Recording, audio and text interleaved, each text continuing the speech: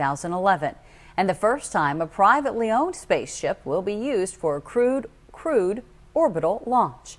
The launch has been rescheduled now for Saturday at 3:22 p.m. Eastern Time, of course, weather permitting. For more on all of this, we're joined by Tanya Beatty, co-president of the Space Technologies program there at UC Berkeley. And Tanya, thank you so much for being here. We were less than 17 minutes to go in the countdown, and liftoff canceled, all due to the weather and the danger of lightning. Boy, a real bummer here.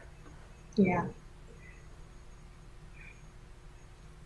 Talk a little bit about the role that weather plays in all of this. Well, as you know, launching a space shuttle, especially after nearly a decade from American soil, is a very big deal. So we also want to make sure that taking care of our astronauts is not just the top priority, it's the only priority. So when it comes to launch, we don't take any exceptions when it comes to weather. So weather plays a huge role in this, in the way that if there is any sort of lightning within 10 nautical miles in 30 minutes, everything gets shut down, and that's what happened today.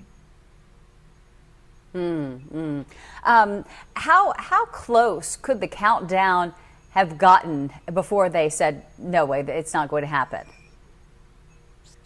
How close could it have gotten? I believe the closest could we have gotten all the way down to a minute and then them say, nope, we're seeing that lightning, we're concerned about it, and that's when we're going to cancel it?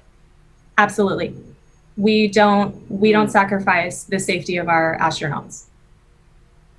That close, that close. All right, Yes. So you can plan, Tanya, for a whole lot of things, but you've got to have the weather cooperate. Walk us through the process of getting everything ready and what it takes to be able to pull off something like this. Okay, so we all know that this is a historic launch. I mean, like we've said before, this is the first time in nearly a decade that American astronauts will be launched from American soil, which is a big deal. And when it comes to our inclement weather situation, although this is unfortunate, it's not abnormal. Many astronauts have experienced this launch taking place on a later date than intended, and sometimes much later. And according to both NASA and Elon Musk, the CEO of SpaceX, the safety of our astronauts is the only priority, and that's why there are so many precautions. So over the next 3 days, we expect to have more safety checks, more monitoring of weather, and a whole lot of hope for ideal conditions for launch, considering that the safety of our astronauts is non-negotiable. So if all goes well, as we've stated before. Oh, sorry, go ahead. No, you go ahead. Oh, I was just going to say, if all goes well, then we will look forward to Saturday at 3:22 p.m. Eastern Standard Time.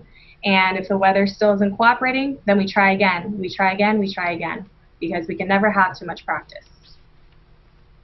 That's right. There's sort of a backup date to the backup date.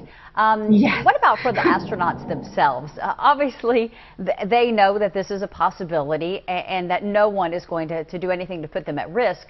But you've got to wonder to kind of be in this high, if you will, 17 minutes to take off, and then to know that it's been scrubbed 3 days to kind of prep for the next one.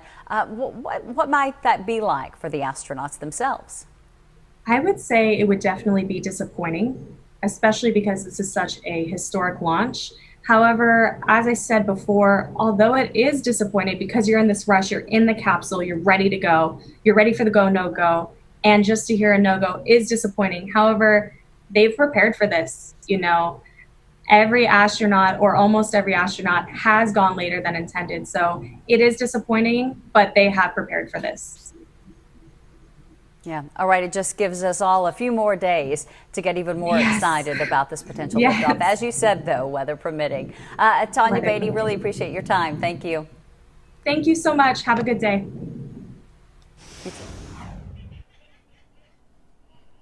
And I was just during that interview, just